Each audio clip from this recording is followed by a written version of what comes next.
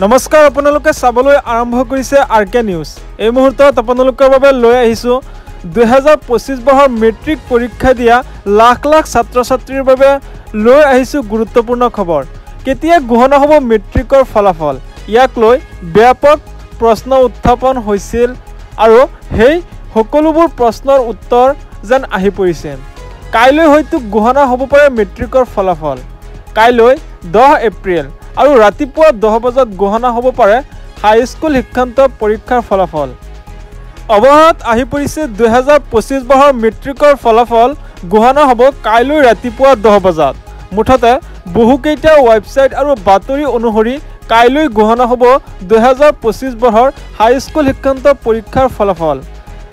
সেবাই হয়তো কাইলৈ ঘোষণা কৰিব পাৰে মেট্ৰিকৰ ফলাফল, কিন্তু এতিয়ালৈকে অফিচিয়েল জাননী দিয়া হোৱা নাই। এনেধৰণৰ খবৰ নিতৌ পাবলৈ চেনেলটো ছাবস্ক্ৰাইব কৰি ভিডিঅ'টোত এটা লাইক কৰি দিব। ধন্যবাদ।